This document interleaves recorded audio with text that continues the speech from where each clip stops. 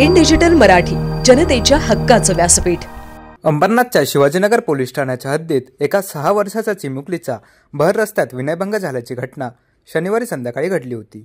शनिवारी संध्याकाळी पीडित मुलगी रस्त्यावरून जात असताना 23 वर्षीय नराधमाने तिला जबरदस्तीने आपल्या सोबत नेण्याचा प्रयत्न केला। घाबरलेली चिमुकली रडू लागल्याने इतर नागरिकांचे त्याकडे लक्ष गेले आणि एखादा चुकीचा प्रकार या मुलीसोबत होत असल्याचे त्यांच्या लक्षात आले। तेव्हा नागरिकांनी या नराधमाला बेदम चोप देत घडलेल्या घटनेची माहिती पोलिसांना दिली। पोलिसांनी तात्काळ घटनास्थळ गाठत आरोपीला अटक केली। पीडित मुलगी आणि आरोपी हे एकाच परिसरातले असून आरोपीवर विनयभंग आणि पोक्सो कायद्याअंतर्गत गुन्हा दाखल करण्यात आल्याची माहिती शिवाजीनगर पोलीस ठाण्याचे वरिष्ठ पोलीस निरीक्षक अशोक भगत यांनी दिली आहे। शिवाजीनगर पोलीस ठाण्यामध्ये विनयभंग आणि पोक्सो प्रमाणे गुन्हा दाखल आहे। त्याच्यामध्ये आरोपीने विनयभंग करण्यासाठी एक हात लावलेला होता। त्या संबंधाने पीडितेच्या तक्रार दाखल आहे।